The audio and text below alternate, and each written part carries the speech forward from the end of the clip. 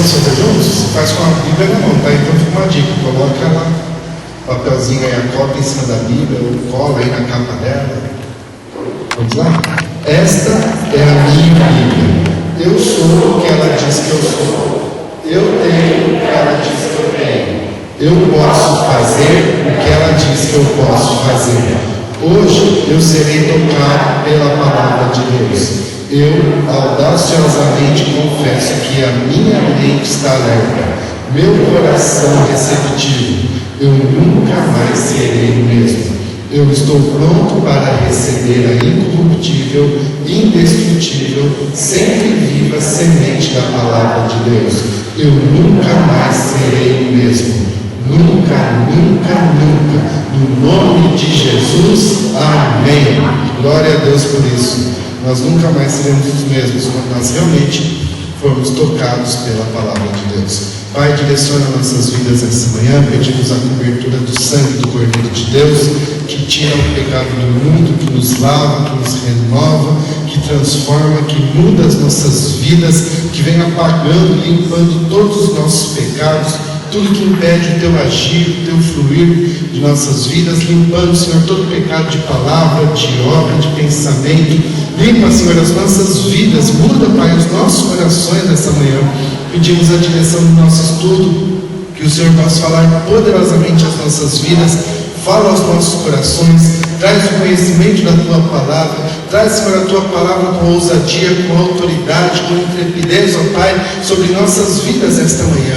Que o Espírito Santo, o poderoso Espírito de Deus, possa passar neste lugar, enchendo, Pai, a cada vida, a cada coração, nos dando, Pai, total entendimento e conhecimento, ó Pai, da Tua Palavra nesta manhã. Pai, em nome de Jesus, ministra grandemente neste lugar, nas casas dos Teus filhos, ó Pai, todos estão aqui, que os anjos de Deus possam acampar em suas casas, guardando, protegendo ao redor dos seus bens. Pai, coloca os Teus anjos ao redor aqui desse templo, os Teus anjos ali na rua, nas esquinas, ó Pai, guardando os carros que estão estacionados ali fora. Nós proibimos o roubo, proibimos o assalto, proibimos o dano, para a glória do Teu nome, Senhor, em nome de Jesus. Pai, coloca uma muralha de fogo espiritual em todo esse templo, fogo do Espírito queimando, ardendo, trazendo a Tua graça, trazendo a Tua glória, trazendo o Teu poder nesta manhã sobre nossas vidas.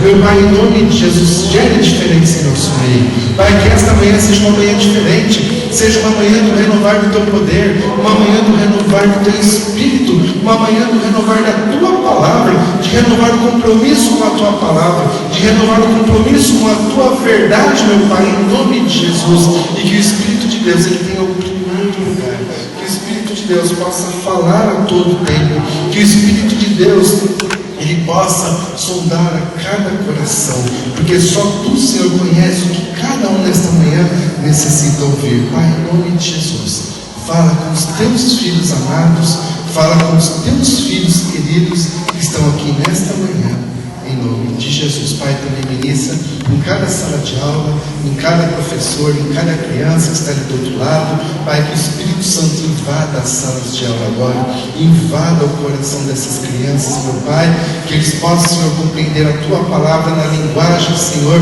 em que eles conseguem entender, que eles possam, Senhor, aprender através dos exercícios, das atividades, bíblicas que terão ali em cada sala de aula. Dê graça, dê sabedoria a cada professor, conduza, ó Pai, segundo a direção do Teu Espírito, a cada um deles, ó Pai, em nome de Jesus, e para a glória do Teu nome, que em nossas vidas o Senhor possa encontrar um coração receptivo, assim como nós proclamamos nesta manhã, que os nossos corações sejam um terreno arado e preparado para receber a Tua Palavra, a semente da Tua Palavra. E Pai, no decorrer desta manhã, manda uma chuva do Espírito neste lugar, regando, Senhor, toda a semente, toda a semeadura que está sendo lançada em nossos corações, para que possamos colher um grande avivamento para a glória do Teu nome. Assim nós oramos e agradecemos em nome de Jesus. Amém. Amém, queridos. Na aula passada nós falamos um pouco sobre os evangelhos, né? Falando que os evangelhos ele é um período de transição nas eras bíblicas, né? Nós ainda não havíamos entrado, propriamente dito, na época da graça, e nós não tínhamos ainda terminado a era mosaica. Então, os evangelhos, os 4 evangelhos, eles estão no período transitório de épocas e eras. Hoje nós vamos iniciar propriamente a época da graça, tá? Da mais maravilhosa, da mais bonita de todas, a que nós mais temos que estudar, porque hoje nós vivemos a época da graça. Hoje nós estamos na época da graça.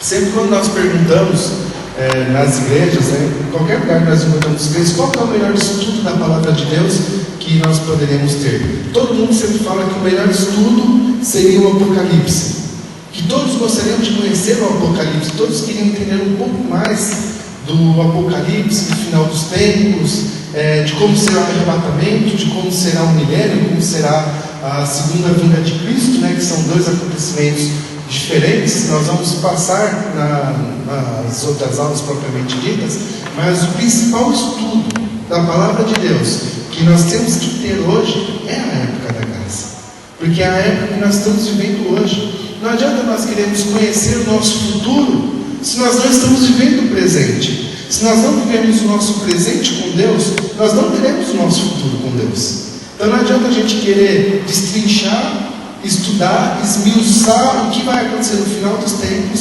se nós não tivermos o conhecimento da época da graça, que é a época mais maravilhosa, é a melhor época. E não é algo que nós podemos e devemos, aliás, nós devemos agradecer a Deus todos os dias da nossa vida, quando nós acordamos. É porque nós hoje vivemos na época da graça, porque nós não nascemos na época mosaica. Nós não nascemos na época do dilúvio. Foi uma época terrível, trevas sobre toda a terra, pecado reinando na terra, porque na época pré-diluviana o pecado estava enraizado na vida do ser humano. Nós temos que agradecer a Deus porque nós não nascemos na época que nós somos salvos pela lei de Moisés. Aliás, ninguém era salvo pela lei de Moisés. O seu pecado era apenas encoberto, era apenas tapado, era uma palhaçada, entre outras palavras, se nós podemos ilustrar dessa maneira. Na época de Moisés, as pessoas olhavam ali, observavam a lei, pecavam e cobriam seus pecados através do que a lei mandava.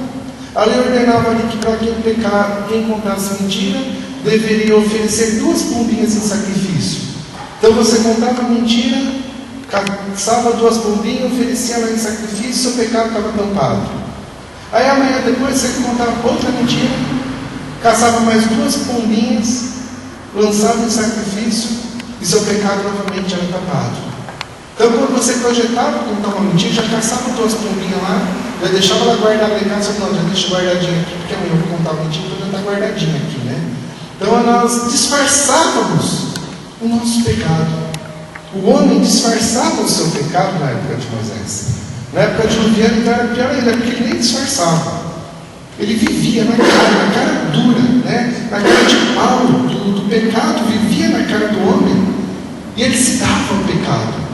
Assim também éramos nós, quando não conhecíamos a Cristo, Não considerávamos a mentira, não considerávamos o adultério, não considerávamos a fornicação, não considerávamos a glutonaria, não considerávamos nada como pecado, era normal, era a modernidade, o divórcio, depois um novo casamento, e daqui uns anos outro divórcio, e um novo casamento ainda, e depois, quem sabe, na aposentadoria, um outro divórcio, um novo casamento ainda, E era uma modernidade, era normal, mas a palavra de Deus nunca considerou como normal.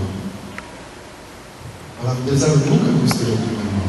E agora que vivemos na época da graça, nós temos a possibilidade, se nós assim quisermos, de vivermos livres e libertos de todo o pecado, de tudo aquilo que nos afasta da presença de Deus, de tudo aquilo que nos tira da graça de Deus. Nós podemos, se nós quisermos, vivermos libertos de tudo isso. Não temos mais essa injeção do pecado em nossas vidas.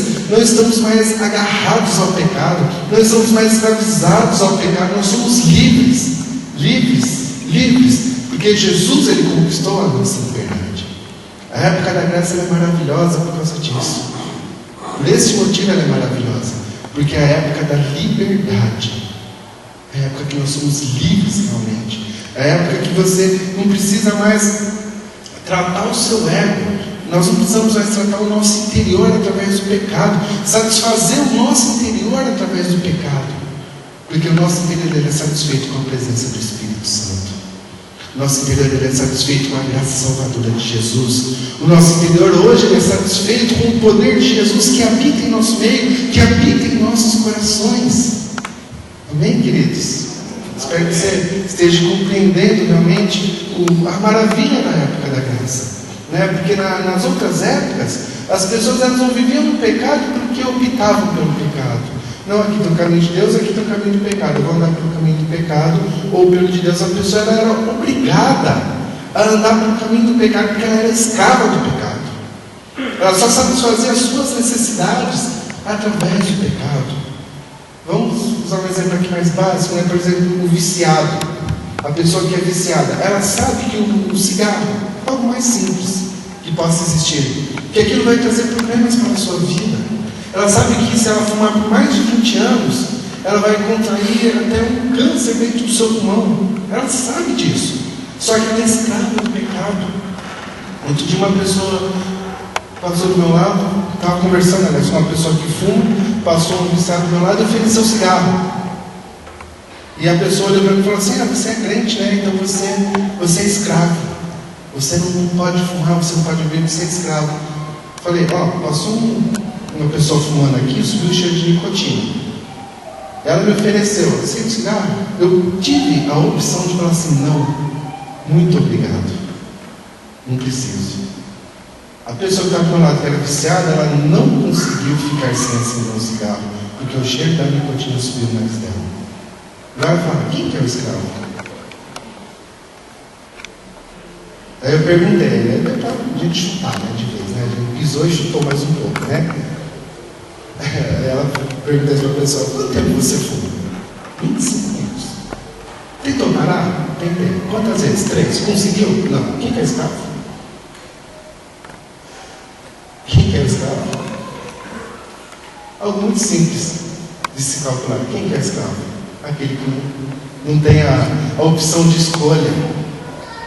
Então, na época de Moisés, na época de Viviane, as pessoas elas não tinham a escolha, porque Jesus ainda não havia morrido por elas.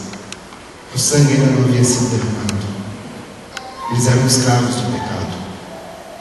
Não porque queriam, porque o pecado estava enraizado na sua vida. O pecado estava enraizado no seu coração. Assim também nós. Outrora, tínhamos o pecado enraizado em nossos corações. Tínhamos o pecado enraizado em nossas vidas. A satisfação do nosso homem interior e do nosso ego era realmente o pecado. O que trazia alegria, o que trazia sentimento de bem-estar, era realmente o pecado. Não adianta nós fugirmos da verdade. Não adianta nós fugirmos da verdade. Cada um de nós tínhamos os nossos anseios, as nossas necessidades interpessoais dentro do nosso coração, dentro da nossa vida.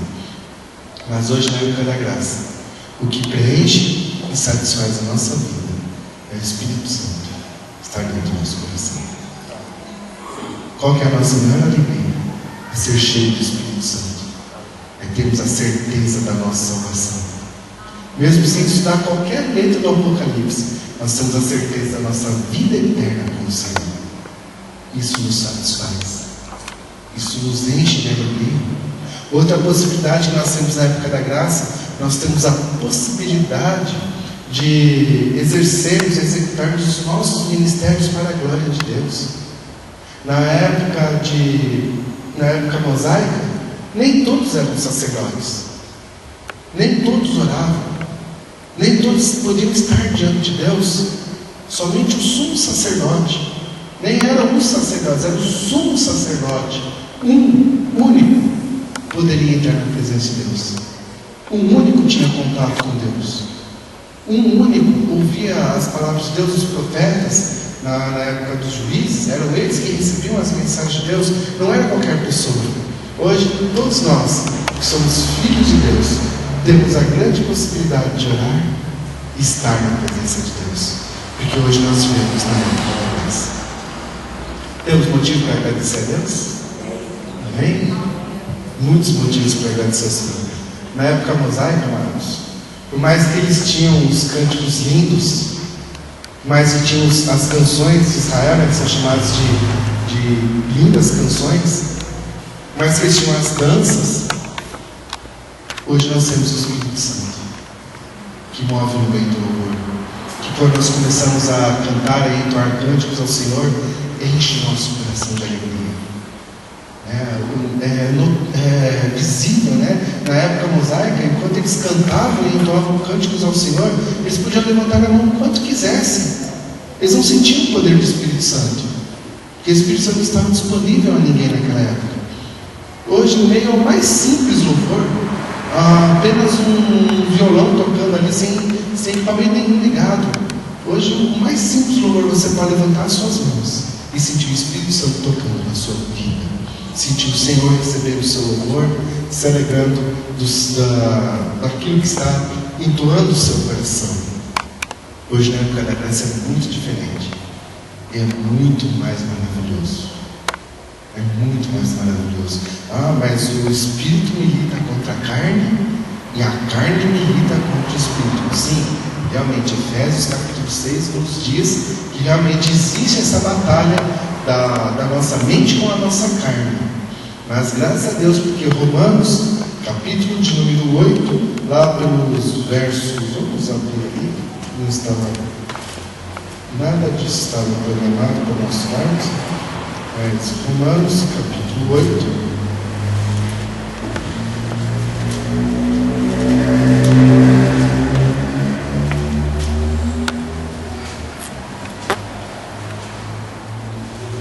Romanos capítulo 8, verso 7, nos diz: a inclinação da carne é inimizade contra Deus, pois não é sujeita à lei de Deus, nem em verdade ou pode ser.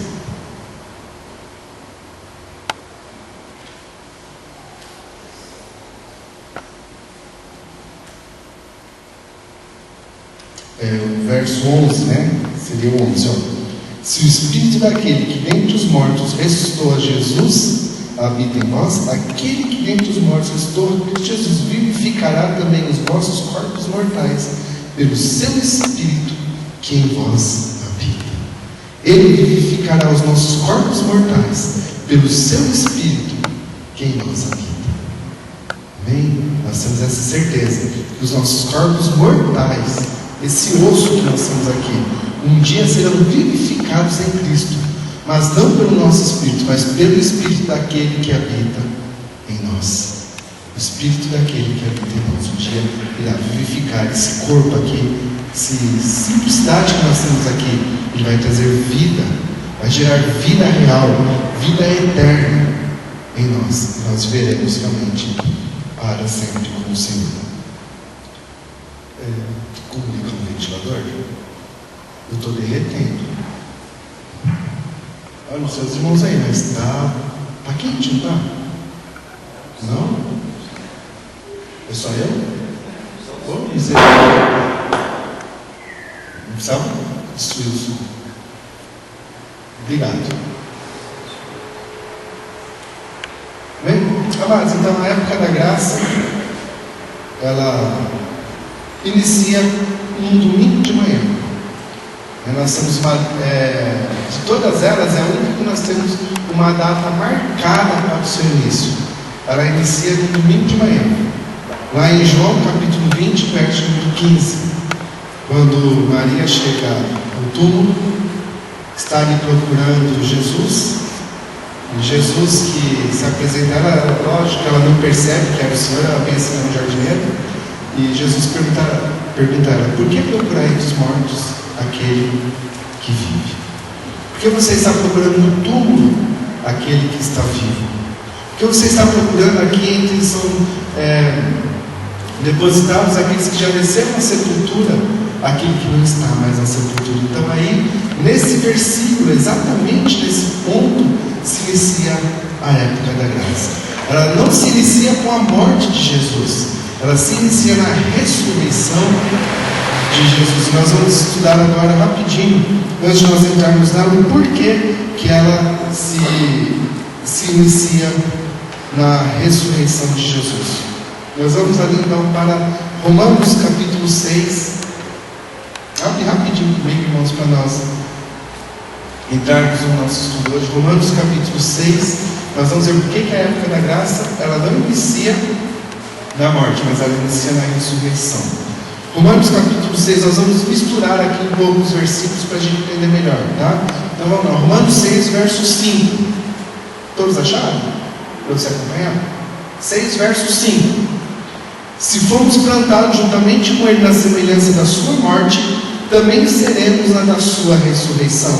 Verso 4, volta um verso aí. De sorte que fomos sepultados com ele pelo batismo na morte, para que, como Cristo ressurgiu dentre os mortos para a glória do Pai, assim andemos nós também em novidade de vida. Verso 6. Pois sabemos isto, que o nosso velho homem foi com ele crucificado, para que o corpo do pecado seja desfeito, a fim de não servirmos mais ao pecado como escravos. 7.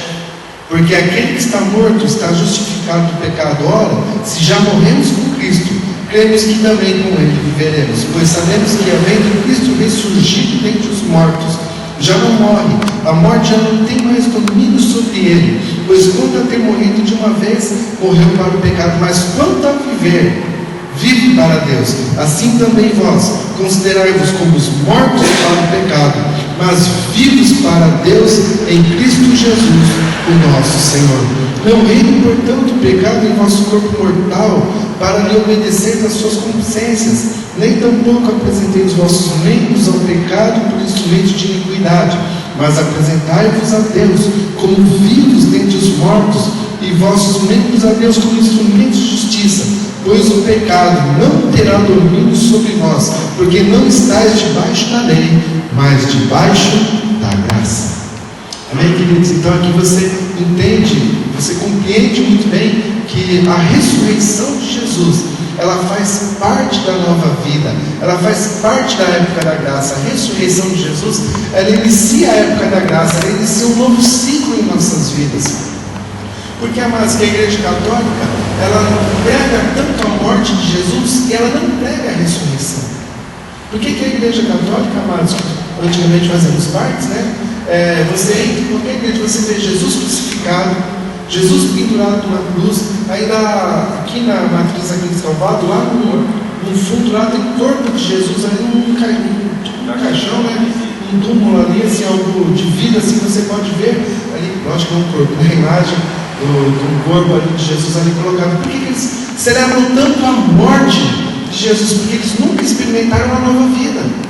Eles nunca experimentaram a ressurreição de Jesus, nunca experimentaram a nova vida que o Senhor traz sobre nossas vidas. O versículo aí, principalmente o verso 5, ele é muito claro, de Romanos 6, ele fala assim: de sorte que fomos sepultados com ele, na semelhança da sua morte, mas a nossa vida cristã, ela não para aí, ela vai muito além. A obra de Jesus, ela não para na sua morte, ela vai muito além. Mas Jesus veio para morrer pelos nossos pecados? Sim, ele veio morrer pelos nossos pecados, mas a obra redentora de Jesus não parou na morte dele. A obra redentora de Jesus, ela foi até o terceiro dia, no dia em que ele ressuscitou. A obra de Jesus em nossas vidas, ela não para na morte. Se formos juntados com ele na semelhança da sua morte, diz o verso 5, também seremos na semelhança da sua ressurreição. Se formos juntados na morte, é certo que seremos também na sua ressurreição. A obra de Jesus, ela jamais pode parar na sua morte.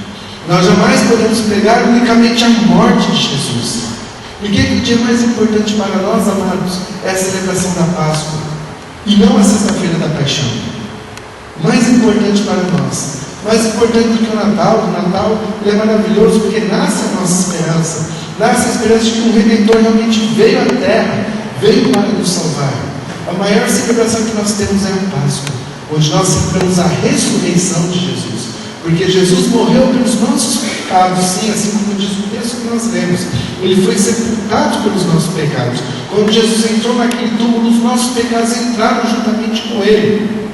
O Evangelho de João, capítulo 7, verso 44, Jesus fala assim: eu, quando for levantado da terra, a todos eu atrairei a mim. Quando Jesus foi levantado naquela cruz, ele começou a declarar dentro da sua vida todos os nossos pecados, o pecado de todos os homens que já existiram, que existiam ali na sua época, que estavam, até mesmo que estavam crucificando a ele, aqueles que eram seus seguidores, os pecados dos seus próprios discípulos, estavam sendo atraídos para dentro da sua vida, para dentro do seu corpo físico, os pecados de todos os homens que nem existiam ainda na face da terra.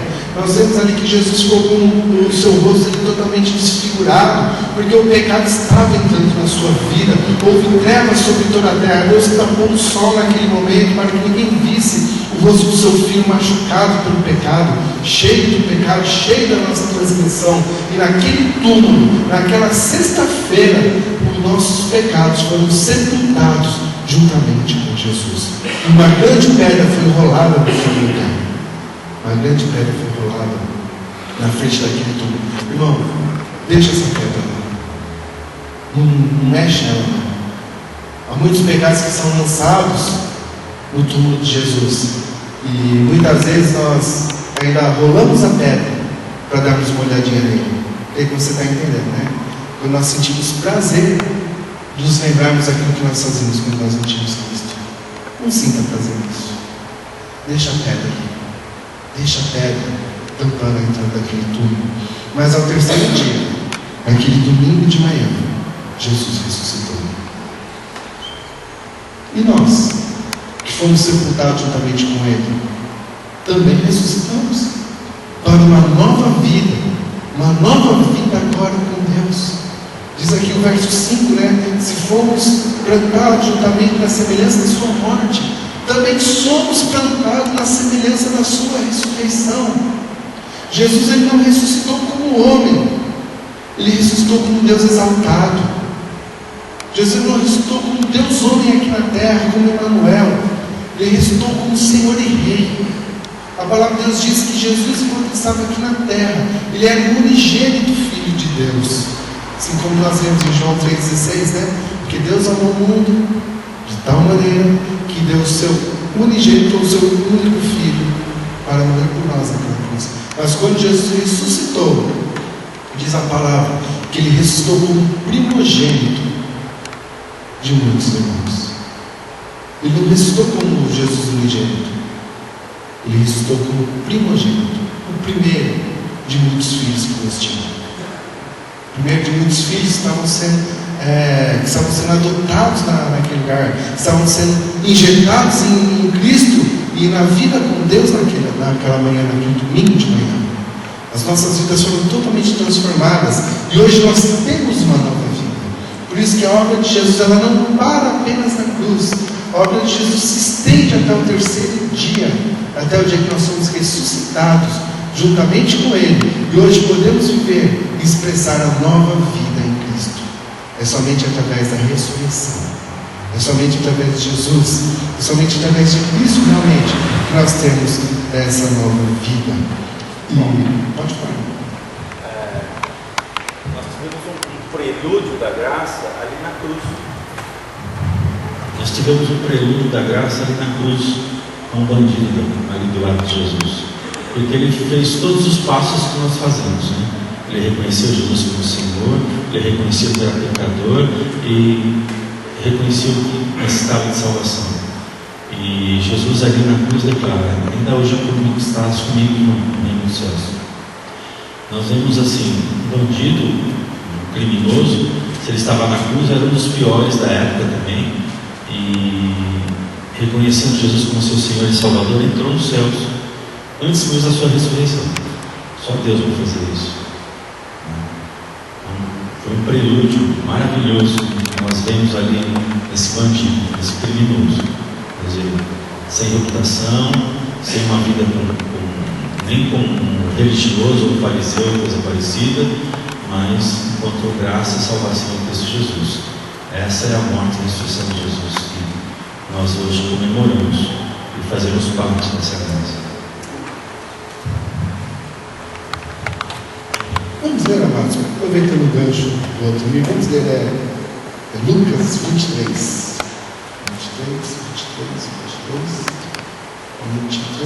43. Lucas 23, 43, lá diz, em verdade te digo que hoje mesmo estarás comigo no paraíso. A categoria mais desprezada entre os judeus foi quem inaugurou a arca da graça. O mais desprezado, aqueles que tinham a conduta mais desprezada entre os homens, que eram os ladrões e salteadores, foi ele o primeiro a entrar no reino de Deus, no reino dos céus. De Deus e dos céus. Inaugurou os dois, né? O reino de Deus, que passou a ser filho de Deus, e o reino dos céus, que entrou na vida eterna. Mais desprezado. As obras, né? Quem no céu não faz coisa boa, a boca essa coisa. Jamais. Realmente. Uma comparação muito interessante para nós fazermos aqui nessa manhã.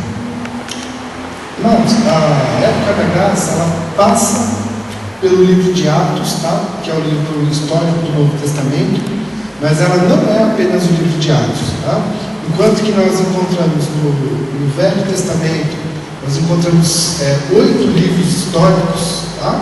1 e 2 Samuel, 1 e 2 Reis, 1 e 2 Crônicas, Esdras e Neemias. Nós encontramos ali 8 livros históricos, tá? Mais aqueles outros que não estão mais no livro de Esther e Ruth, que também são históricos, mas não estão na cronologia histórica. Embora nós encontramos todos esses livros no Velho, no Novo Testamento encontramos apenas um livro histórico, que é o livro de Atos. Por que nós encontramos apenas ele? Porque a história da época da graça ainda não acabou. A história da época da graça nós estamos vivendo ela hoje. Nós somos os continuadores da obra de Jesus.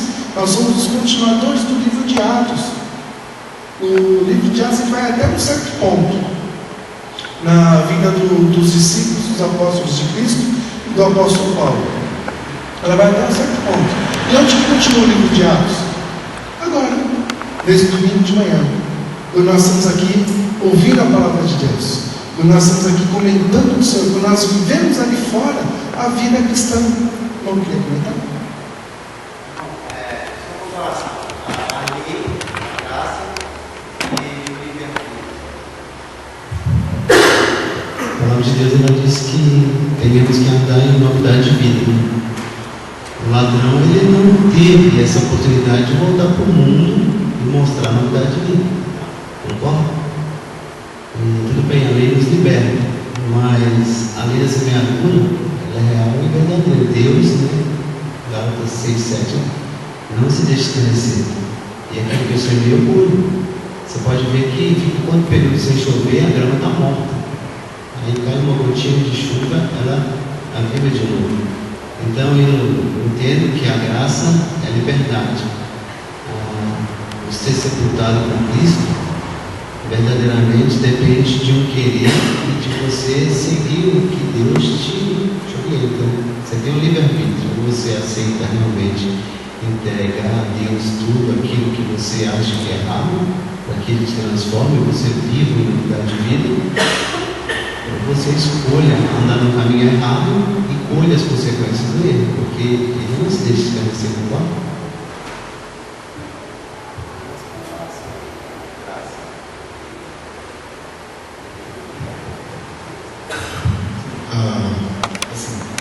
Nós somos livres, nós temos a nossa liberdade, mas a liberdade dos nossos pecados. Nós somos libertos dos nossos pecados. Nós não somos livres para vivermos uma vida absoluta. Nós somos livres para vivermos a vida com Cristo. Nós somos libertos do pecado, como diz a palavra do pecado, que tão de perto nos assediava, e o pecado que tão de perto nos agarrava, estava enraizado nós somos libertos dele. A questão da comparação, se fosse nós poderíamos não ter deixado tão claro, que a palavra de Deus afirma que Jesus, o sangue de Jesus, ele cobre multidão de pecados. Como o ladrão na cruz, ele não teve a oportunidade de voltar para esse mundo e expressar nova vida em Cristo aqui nessa terra. Mas os pecados dele foram perdoados. Ele foi salvo. Porque quando nós vamos entrar no reino dos céus, vai se abrir o livro da vida. Não vai se abrir o livro das obras. Ah, mas tem um livro das obras, das boas obras de Cristo? Tem também. Só que o livro das boas obras é para nós recebermos os nossos galardões. Para a entrada no reino de Deus é o livro da vida. É o outro livro. Tá? A palavra de Deus ela chega a nos dizer sobre 7 livros. Nós não temos assim o entendimento, a distinção, você entende, né? Nós temos como compreender os 7 livros. Compreender os 7. Tá? Nós não temos assim descritos, melhor, na palavra de Deus quais são os 7 livros. Mas esses dois nós temos, que é o livro da vida e o livro das obras. Tá? Não é pelo fato de você entrar nos céus que você vai ser galardoado. Tá? Existe alguma grande diferença. Por isso que a palavra de Deus ela fala em Gálatas, capítulo 2, né? Verso 8, 9 e 10, principalmente verso 8. Ela fala, não pelas obras, não pelas boas obras, mas Deus de antemão preparou as boas obras, ou seja, as obras de uma vida regenerada, para que nós andássemos nela. Tá? Então não é pelo fato da graça estar disponível a nós, a liberdade nós temos, a nossa salvação estar disponível a nós, que nós vamos viver agora uma vida dissoluta, e no último momento da nossa vida, lá no último segundo, na última respiração, se é que vai dar tempo ainda, né? Nós nos arrependemos. É difícil se arrepender na última hora, né? Na última hora, geralmente, estamos com remorso, né? Porque o que bate primeiro, quando nós pecamos, o que bate primeiro no nosso coração não é o arrependimento. Muitas vezes o que bate primeiro é o remorso. A gente erra, bate aquele remorso. Pô, fiz errado, mano. Outra vez, pelo amor de Deus, parece que é um minuto de vida. Então o que bate primeiro é o remorso. O arrependimento ele vai vir depois, com a compreensão da palavra de Deus, a compreensão que nós estamos vivendo uma vida separada de Deus através do nosso pecado. Então não é o fato da pessoa entrar nos céus que ela vai ser galardoada. Tá? Existe uma diferença muito grande. Mas essa diferença nós vamos passar na era tribulacionista. Aí nós vamos entender um pouco melhor, tanto sobre os dois livros, como que é o galardão, qual a diferença entre galardão, qual a diferença entre o reino de Deus. Então na época tribulacionista nós vamos estar falando um pouco mais sobre isso. Obrigado pela inspiração. Pode falar, pode ser. O senhor estava com Jesus na cruz, não é pela fé que ele foi, Jesus falou para ele, hoje mesmo estará comigo no paraíso, porque ele creu, né? Porque aqui, ó, em Efésios 2, no versículo 8 diz, porque pela graça sois salvos, mediante a fé, e isso não vem de vós, é dom de Deus. Ele creu, né? Sim, que ele foi salvo. Sim, agora dele ser galardoado é outra coisa. Agora, se em nós também é a mesma coisa, porque se nós não tivermos fé, a graça de Deus estava no... Certo, é que no último momento da vida, muitas vezes não dá tempo de nós da fé. Aí primeiro vai bater o remorso, vai bater outras coisas. Naquele da cruz é porque ele creu, né? Sim, aquele da cruz, digamos assim, se você aqui, a não seria essa, tá? Só para nós fecharmos aqui rapidinho. Você pode ver que ele sabia quem era Jesus, aquele homem. Você pode ler pelo texto que ele falou para o ladrão que estava do outro lado. Ele disse assim, nós somos pecadores, nós estamos recebendo aquilo que nós merecemos, mas este homem é o homem santo de Deus. Ele é o Filho de Deus, ele é o Messias, ele sabia quem era Jesus. Mesmo ele estando na cadeia, que para ele chegar até a cruz ele passou um bom tempo ali na cadeia, com certeza as pessoas que foram visitar ele na cadeia, ou mesmo na época que ele estava em liberdade, ele pode ter visto, ele pode ter sido até uma pessoa que foi curada por Jesus. E depois ele acabou se desviando e se arrependendo lá na cadeia, na prisão, ou alguma coisa assim. Nós não temos a vida dele, não sabemos a história dele, mas ele sabia quem era Jesus, ele reconhecia Jesus como Deus e Senhor. Tá? Bom, Luiz?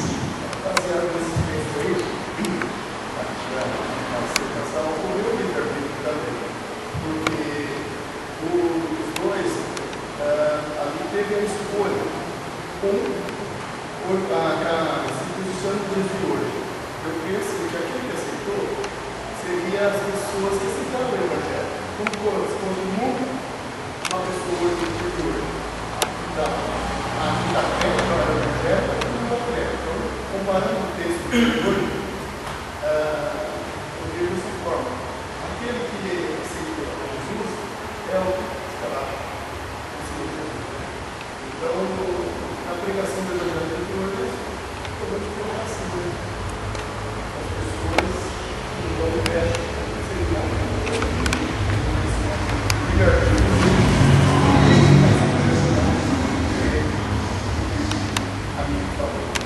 Lembrando que o livre-arbítrio nem sempre, não é por afirmação do livre-arbítrio que nós somos salvos. O livre-arbítrio nem sempre nos leva à salvação, muito pelo contrário. O livre-arbítrio muitas vezes nos leva para a perdição. O livre-arbítrio nos permite escolher entre salvação e graça, entre salvação e reino do inferno. O livre-arbítrio, a gente tem livre-arbítrio, a gente vai escolher o reino de Deus. Não esquece que o livre-arbítrio também te dá a direção para o reino do inferno. O livre-arbítrio, na verdade, não é assim, nossa, que maravilha, eu já sei do livre-arbítrio. Maravilha é aqui. Cuidado com o livre-arbítrio. Precisa ter cuidado. A livre escolha. Você tem que ter muito cuidado, né? Olha o que a livre escolha fez no nosso país, né?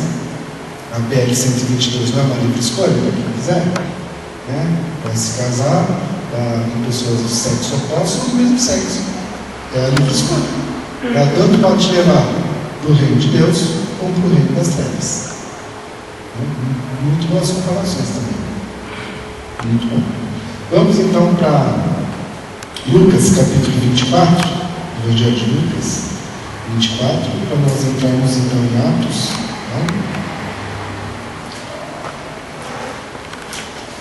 Lembrando que na aula passada nós aprendemos que o Dr. Lucas, que escreveu o Evangelho de Lucas, ele era um médico, ele escreveu a Teófilo, foi um livro que ele escreveu para um amigo dele, para que esse amigo conhecesse a obra de Jesus. Então, Lucas, capítulo 24, verso 50. Então Jesus os levou para Betânia, e levantando as mãos, os abençoou. Abençoando-os, ele apartou-se e foi levado ao céu. Então eles o adoraram e voltaram com grande júbilo para Jerusalém. Estavam sempre no templo, louvando e bendizendo a Deus. Então aqui o Lucas, o Dr. Lucas, reconhecendo ao seu conhecimento, ao seu estudo, ao reconhecimento, à sua instrução, ele escreve aqui um pouco sobre a vida dos discípulos, logo após a ressurreição de Jesus, 40 dias depois que Jesus ressuscitou, aqui exatamente 40 dias depois. Jesus apareceu para eles e ele relata aqui como foi essa aparição. Então nós vamos lá agora para Atos capítulo 1. Nós vamos ver como ele começa o livro de Atos, tá? É o mesmo escritor, tá bom? Que escreveu Atos e mandando para a mesma pessoa. Vão mandando o livro para a mesma pessoa. Ele escreveu para um amigo dele. Vamos lá. Atos capítulo 1, verso 1. Fiz o primeiro tratado, ó Teófilo, acerca de tudo que Jesus começou, não só a fazer, mas também a ensinar, até o dia que foi recebido em cima do céu, depois de ter dado o mandamento pelo Espírito Santo e os apóstolos que recolheram, aos quais também, depois de ter padecido, se apresentou vivo com muitas infalíveis provas, sendo visto por eles por espaço de 40 dias, e falando no que respeita ao reino de Deus. Em certa ocasião, estando comendo com eles, ordenou-lhes: não vos ausenteis de Jerusalém, mas esperai a promessa do Pai, o qual disse dele: de mim ouvistes. Pois João batizou com água, mas vós sereis batizados com o Espírito Santo, não muito depois desses dias. Aqueles que se haviam reunidos perguntaram-lhe: Senhor, restaurará tu nesse tempo o reino de Israel? E ele lhe disse: não vos pertence saber os tempos ou épocas que o Pai estabeleceu pelo seu próprio poder, mas recebereis poder ao descer sobre vós o Espírito Santo, e sereis minhas testemunhas tanto em Jerusalém, toda a Judéia, Samaria e até os confins da terra. Depois que lhes disse isto, vendo eles, foi levado à altura uma nuvem e recebeu ocultando-lhes os olhos. Estando eles com os olhos fitos nos céus, apareceram de subida, de repente, junto deles, e se puseram 2 homens vestidos de branco, os quais lhe disseram: varões galileus, por que estáis olhando para o céu? Esse Jesus que dentre vós foi recebido em cima do céu, há de vir como para o céu o vistes ir. Então voltaram para Jerusalém, no monte chamado das Oliveiras, que fica de Jerusalém à distância do caminho de um sábado. Tendo chegado, subiram ao cenáculo, onde permaneceram até aqui. Então eu creio que você entendeu que tanto esse texto aqui, esses 12 versículos de Atos 1 e aqueles 6 versículos de Lucas, capítulo 24, 24, 50 em diante, eles contam a mesma história. Você percebeu, né?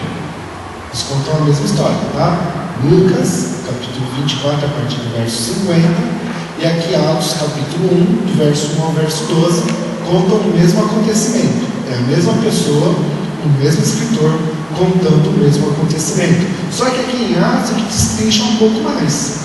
Ele está iniciando o seu livro, ele está iniciando uma ideia de pensamento, está iniciando um relato. Então aqui ele inicia um pouco mais. Vocês entenderam isso? Que é o mesmo relato? Tanto um como o outro, não?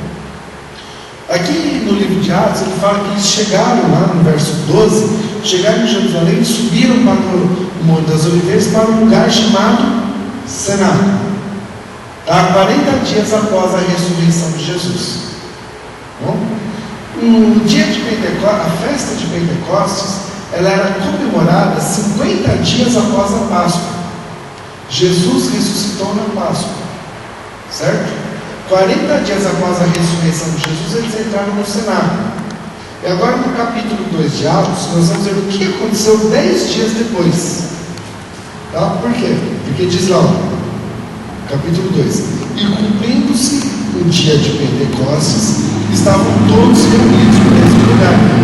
Tá? Então aqui entre o verso 12 e o verso 1 do capítulo 2, nós temos um espaço de 10 dias. Tá bom? De repente veio do céu um som como um vento impetuoso e encheu toda a casa onde estavam assentados. E viram línguas repartidas como que de fogo, aos quais pousaram sobre cada um deles. Todos foram cheios do Espírito Santo e começaram a falar em outras línguas conforme o Espírito Santo lhes concedia que falassem. Então aqui veio o batismo do Espírito Santo. 50 dias após a ressurreição de Jesus, 10 dias após a ascensão de Jesus aos céus, 10 dias que esses homens estavam trancados lá dentro do cenáculo, orando e buscando a Deus. Eu não sei como que eles conseguiam orar sem ter o Espírito Santo. Eu não sei como. 10 dias ainda de oração sem ter o Espírito Santo eu não sei como conseguiram, porque, na verdade, irmãos, até com o Espírito Santo, orar 1 hora não é fácil, não. Não é brincadeira, não. Você ficar 1 hora ajoelhado ali, o Espírito Santo na sua vida, ministrando e trazendo intercessão, e chega, olha por isso, olha por aquilo, olha por lembrança. Às vezes a gente está quase encerrando a oração, né? Só acontece muito, o Espírito Santo vem falando, tem mais aquilo para você orar. E a gente fica, misericórdia, Jesus, manda mais não, porque a gente já está cansado, né? Imagina eles, então, 10 dias sem o Espírito Santo, calejando ali na força do homem, buscando ali na força do homem. Isso fala alguma coisa, né? O ideal de uma pessoa, né? Entrar ali, trancar a porta e vão ficar 10 dias, não, vão ficar aqui até o Espírito Santo vir. E vem 10 dias. Porque a promessa foi dada, né? Lá no verso 8, né? Vocês vão ser poder, vai vir sobre vós e tudo mais. Foram cheios do Espírito Santo e passaram então a viver uma nova vida. Então nós chegamos aqui no verso 37. Naquela noite ali eles começaram a orar em línguas até alta madrugada e falaram tão alto que toda a cidade acordou com o barulho que eles estavam fazendo. Todos foram ali no cenáculo ver o que estava acontecendo. Pedro ali se levantou, deu um grande discurso na primeira pregação. Diz o texto aqui que naquele dia 3.000 pessoas se converteu. Que bênção, né? Muito abençoado, cheio do Espírito Santo no ar do repertório, 3.000 se convertendo. É legal, né? Quando o Espírito Santo ele quer fazer, ele faz mesmo, né?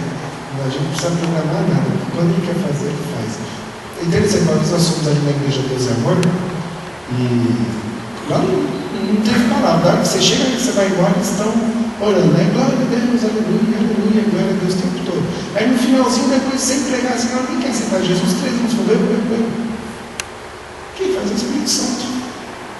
Quem faz realmente é o Espírito Santo. Verso 37. Ouvindo eles isto, a pregação de Pedro, compungiram-se em seu coração e perguntaram a Pedro e aos demais apóstolos: o que faremos, irmãos? Disse Pedro: arrependei-vos, cada um seja batizado em nome de Jesus Cristo para o perdão dos pecados e recebam o nome do Espírito Santo. A promessa diz respeito a vós e vossos filhos e a todos que estão longe, a tantos quanto Deus nosso Senhor chamar. Com muitas outras palavras davam testemunho, os exortava dizendo: salvai-vos dessa geração perversa. Os que de bom grado receberam a sua palavra foram batizados, e naquele dia agregaram-se quase 3.000 almas. E perseveravam na doutrina dos apóstolos, na comunhão, no partir do pão e nas orações. Interessante, amados, que entre o verso 41 e o verso 42, nós temos ali um outro espaço de tempo. Você percebeu, né? Assim como nós temos ali do verso 12 do capítulo 1 ao verso 1 do capítulo 2, tem um espaço de 10 dias. Aqui nós temos entre 2 versículos, aqui no mesmo capítulo, um espaço de tempo indeterminado. A palavra de Deus, ela não detalha ali qual foi esse tempo ali que se passou, quantos dias se passaram, meses ou quem sabe anos se passaram ali entre um versículo e outro, entre aquele dia e o que passou a acontecer na vida deles. Mas a palavra de Deus, ela afirma uma coisa: que eles viviam de uma forma diferente. Eles perseveravam na doutrina dos apóstolos, na comunhão, no partir do pão e também nas orações. Esses 4 pontos aqui, irmãos, eles são chamados de 4 pilares da igreja primitiva, pela teologia. Ou também, ele é conhecido como as 4 perseveranças da igreja. Então, quando vocês estiverem fazendo uma soco de teologia, no seminário direitinho, e falarem os 4 pilares da vida cristã, os 4 pilares da igreja primitiva, ou as 4 perseveranças da vida cristã, você já sabe que são esses 4 pontos aí, tá bom? Os 4 pilares, então, que nós devemos ter em nossas vidas e que fez diferença na vida daqueles homens, fez diferença na igreja da sua época. Quais são eles? 4 perseveranças. Perseveravam em 4 coisas: na doutrina dos apóstolos, na comunhão, no partir do pão e nas orações. São 4 coisas que perseveraram. O resultado dessa perseverança nós encontramos lá no verso 47. Louvando a Deus e caindo na graça de todo o povo, e todos os dias acrescentava o Senhor à igreja aqueles que iam sendo salvos. Todo dia havia salvação. Por quê? Porque eles tinham um bom discurso, porque eles tinham um bom louvor, porque eles tinham um lugar muito bonito para as pessoas se reunirem, porque eles tinham equipamento de som de ponta, porque eles tinham folhetinhos maravilhosos, porque eles tinham Bíblias lindas. Nada disso eles possuíam. A teologia sistemática não existia naquela época. O apóstolo Paulo veio começar a escrever as suas cartas 30 anos depois desse acontecimento. Não existiam os evangelhos escritos. Nós não tínhamos o Velho Testamento como nós temos hoje em nossas mãos. As pessoas eram iletradas, eram analfabetas, não tinham estudo, não tinham conhecimento. Mas a palavra de Deus, ela afirma que acrescentava o Senhor todos os dias aqueles que iam sendo salvos. Era pela pregação? Era pelo culto? Nada disso. Era pelas 4 perseveranças. Perseveravam na doutrina dos apóstolos, na comunhão, no partir do pão e nas orações. Através das 4 perseveranças da vida cristã, a vida de toda aquela sociedade estava sendo transformada. Se nós, irmãos, como igreja, ou eu no meu pessoal, se eu perseverar nesses 4 pilares da vida cristã, se você perseverar nos 4 pilares, irmãos, nós vamos fazer uma diferença gigante nessa cidade. Nós vamos fazer uma diferença gigante em toda essa nação. Nós vamos fazer uma diferença enorme nesse mundo. E a palavra de Deus, ela traz essa promessa que dia após dia o Senhor vai trazer à igreja aqueles que vão sendo salvos. Quando nós perseverarmos nesses 4 pilares da vida cristã. Vamos comentar rapidinho uma pergunta, né? Hoje nós entendemos e vivemos de volta sobre a graça e o Espírito Santo intercede por nós. É por isso que nós falamos isso também. antes, quando o povo de Deus vivia debaixo da lei, tinha o sumo sacerdote. Como você explica, por exemplo, a oração de Daniel? Ele ficou 20 dias orando, e o anjo ficou contemplando para responder a oração de Daniel. Como você explica a resposta da oração de Daniel, se ele não era nem sumo sacerdote, nem não vivia debaixo da graça? Não entendi. Daniel demorou 21 dias para ser respondido suas orações. Sim. Como é que você explica isso através da palavra? Porque ele não era sumo sacerdote. Não. Também não vivia debaixo da graça. Não tinha o Espírito Santo que intercedia junto ao Pai. Era só perseveração na oração. Eu sei que isso é errado, mas eu vou te responder com outra pergunta. Vou te responder com outra pergunta. Como que você explica que Moisés, que não era sumo sacerdote, estava na presença de Deus no monte e voltou com o rosto transfigurado? Não, o amigo de Deus era Davi.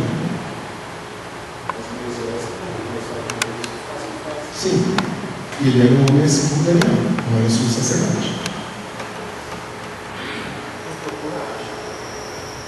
As pessoas oravam, mas eles não tinham a presença de Deus em suas vidas. A presença de Deus era ficar dentro do Santo dos Santos naquela época. Hoje a presença de Deus ela está no Santo dos Santos. É que nós temos o livre acesso ao Santo dos Santos. A presença de Deus vai continuar no mesmo lugar.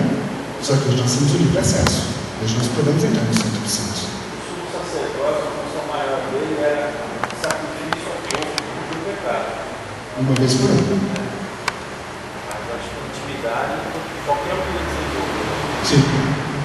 Assim como muitos foram cheios do Espírito Santo, como Sansão foi cheio do Espírito Santo, né? Como o Espírito Santo não estava derramando sobre a terra.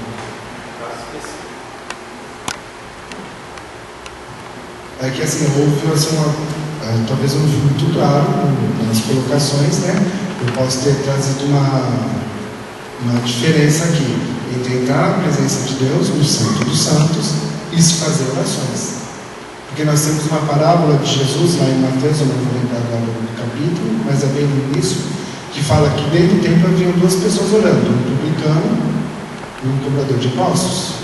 Se não me engano é isso, né? Um publicano, que é uma das categorias de Deus, um cobrador de impostos. Um orava a Deus e o outro orava ao homem. E Deus ouviu. Porque Jesus mesmo falou assim: qual deles saiu desse lugar justificado? Se está justificado, é porque Deus ouviu a oração dele. E antigamente Deus falava a oração através do profeta. Né? Sim. Daniel era um, né? Sim, não é profeta. Então aí é dois papéis. O sacerdote, que ele também falou, que leva lá, deu um sacrifício, e o profeta, Daniel, Deus falou com ele, creio dessa forma, por ele ser profeta. Não, são duas situações diferentes, né, no caso. O Daniel ele estava orando e Deus ouvindo. O sumo sacerdote ele não orava, ele entrava no Santo dos Santos. Sim, exatamente. São duas situações diferentes. Mas eu creio que ele falou com Daniel, que ele ser profeta. Certo? Então, Como Deus falava com outros profetas. Moisés, a mesma coisa Abraão, porque aí Daniel foi falar com o povo, não é? Sim. Então eu acredito que é dessa forma, ele ser profeta. Em Hebreus fala, tendo Deus falado com o povo através dos profetas, nos últimos tempos falou conosco através de Jesus Cristo. Sim. Mas a pergunta era sobre a oração. Como que Daniel podia orar?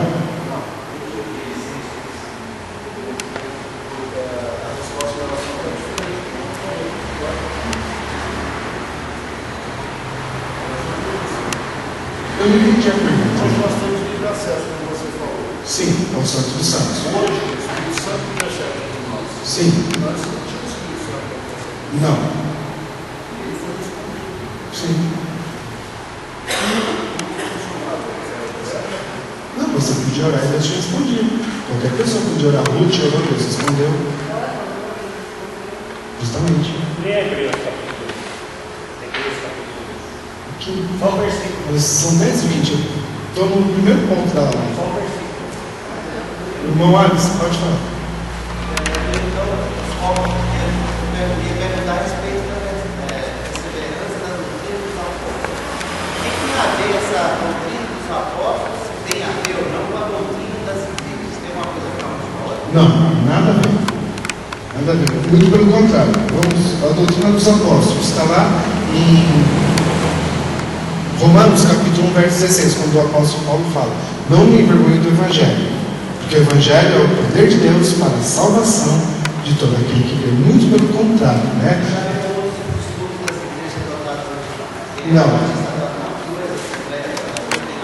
Não, nada a ver.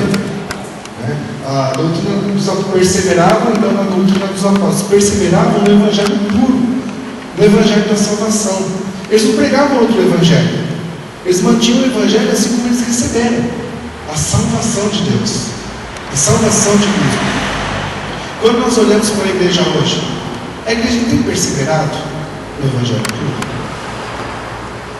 A igreja brasileira, fala a verdade, ela tem perseverado no Evangelho verdadeiro, no Evangelho puro, no Evangelho da salvação? Infelizmente não. Você pode analisar isso, não? Pois não.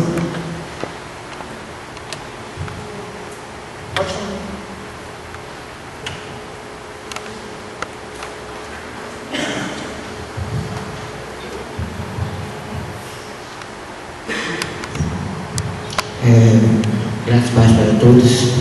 Os irmãos estavam aí divergendo sobre o poder do Espírito Santo sobre as pessoas antes da era da graça, certo?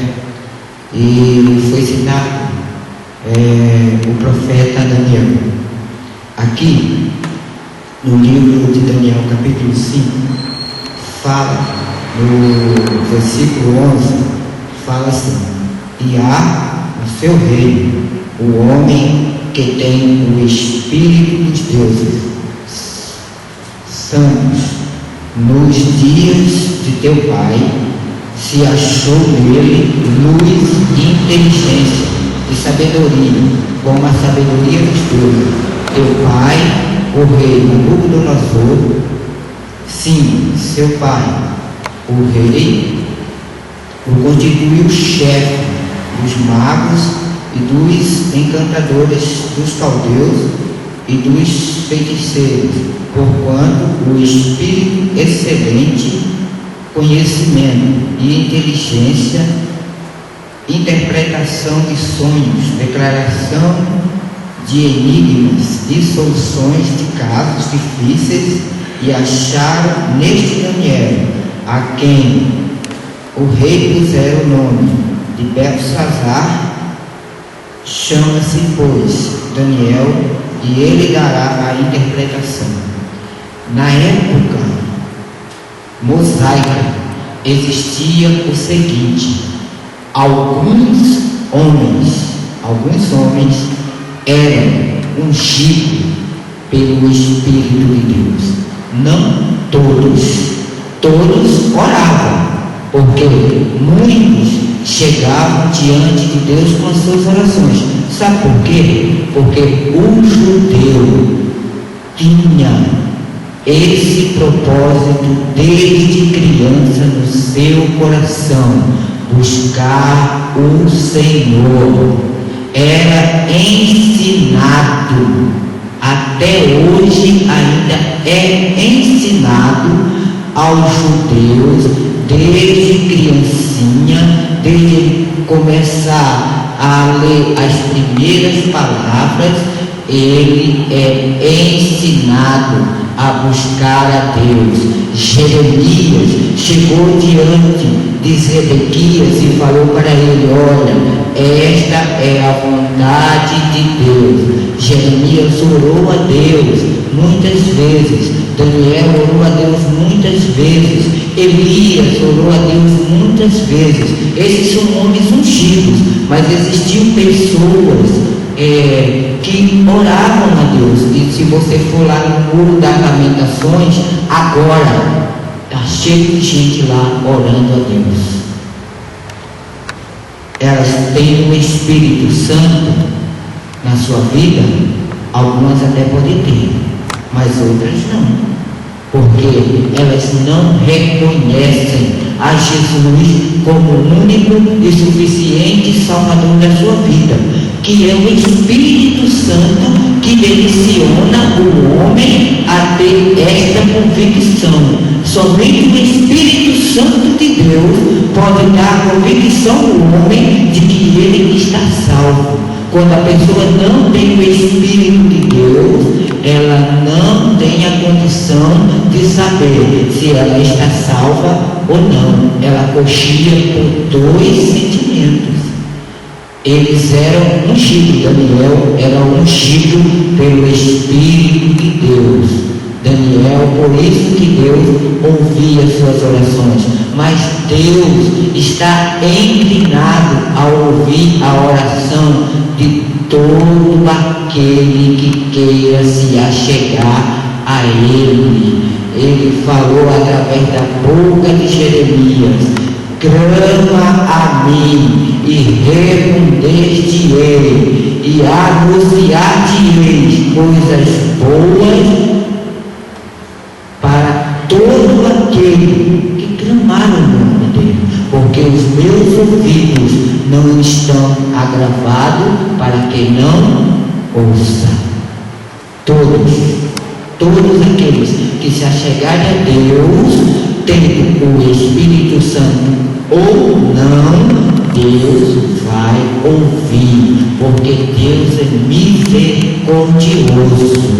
Acerca de se Daniel tinha o Espírito de Deus ou não, Daniel era ungido pelo Espírito de Deus.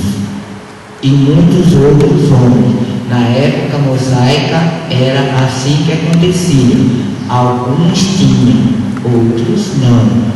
Hoje todos têm a possibilidade.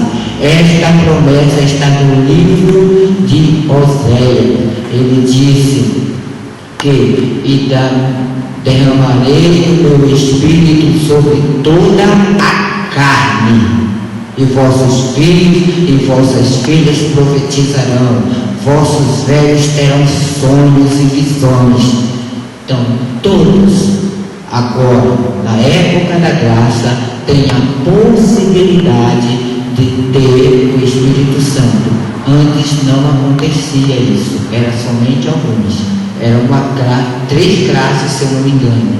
Eram os sacerdotes, os profetas, e eu não me lembro da outra classe, não sei se eram os reis também. Mas no estudo de teologia fala sobre essas três classes de pessoas que recebiam o Espírito Santo para ministrar a palavra de Deus. Era para isso que servia o Espírito Santo na época mosaica. Hoje o Espírito Santo serve para que nós possamos fazer a obra de Deus, para que as pessoas cheguem ao pleno conhecimento da obra de Deus, do reino de Deus, e para que elas possam ser salvas. Elas são salvas pelo poder do nome de Jesus, são perdoadas pelo sangue de Jesus, mas é o Espírito Santo que convence o homem do pecado, da justiça e do juízo.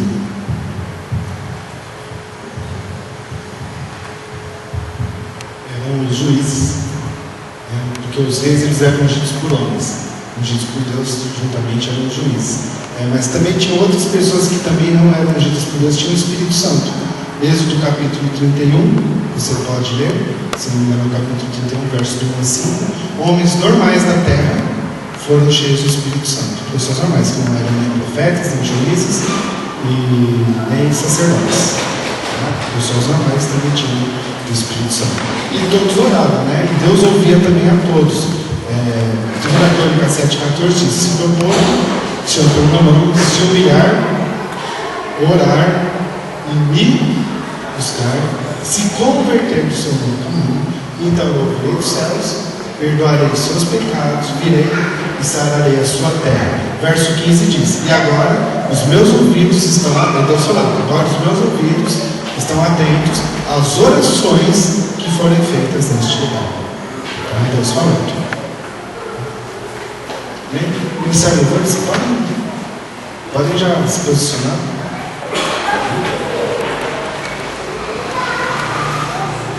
Nós vamos ler o Oséias, tá bom? Capítulo 6, verso 3.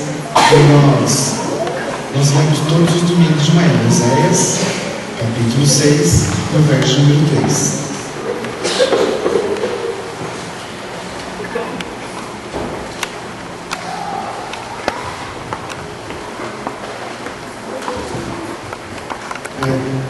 A outra semana vem? Qual da sua? Tá chegando. Pode ir primeiro. Vamos. Vem, Igor.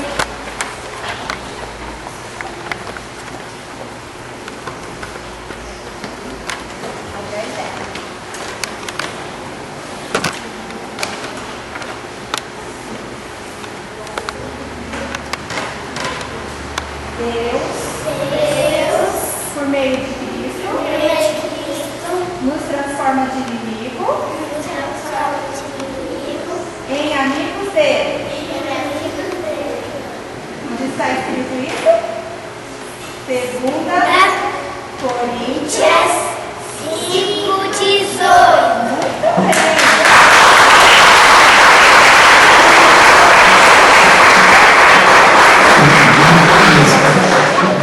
Filmou, Felipe? Filmou?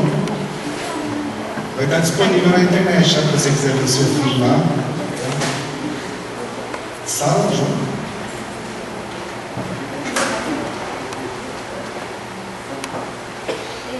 Então ele diz: vão pelo mundo inteiro e anunciem o Evangelho a todas as pessoas. Marcos 16:15.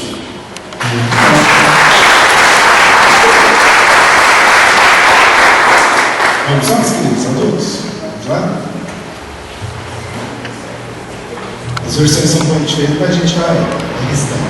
Conheçamos e prossigamos em conhecer o Senhor, como água será a sua vida, e Ele terá sobre nós e virá como chuva serôdia que rega a terra. Oséias 6:3. Infelizmente hoje nós não tínhamos projetado aqui, então as versões ficam continuam. Se ficar em pé, nós vamos cantar uma canção, vamos orar, e depois da canção nós estaremos encerrando. Pai, nós te agradecemos por essa manhã, te agradecemos pela tua palavra, te agradecemos, Pai, pela chuva dessa noite, pelo poder do manifesto aqui nesse lugar. Pai, em nome de Jesus, guarda os teus filhos voltando para as suas casas, dê-lhes um domingo abençoado, dê-lhes um domingo de vitória, dê-lhes, ó Pai, graça durante esse dia, dê-lhes, ó Pai, o poder do Espírito Santo, sejam cheios do Espírito, a plenitude do Espírito de Deus lá nas suas casas. Pai, em nome de Jesus, guarda cada um, traga segurança para o culto dessa noite. Pai, abençoe o louvor, a ministração da tua palavra aqui nessa noite, nesse lugar, que ela venha, Senhor, para mudar as nossas vidas, que seja um culto, Pai, de renovo, que seja um culto de transformação, culto de salvação, culto do teu agir em nosso comentário, Senhor, um tempo memorável sobre nós. Nesta manhã é o que nós te pedimos e te agradecemos, em nome de Jesus. Amém. Queridos, na semana que vem, nós então voltamos aqui, nós vamos estar estudando então o arrebatamento e o início da época tribulacionista, tá? Encerrando a época da graça, iniciar com o arrebatamento e o início da época tribulacionista. Nós vamos cantar uma canção, não sai ainda. Após a canção, você cumprimenta o seu irmão, aí sim nós estaremos encerrando.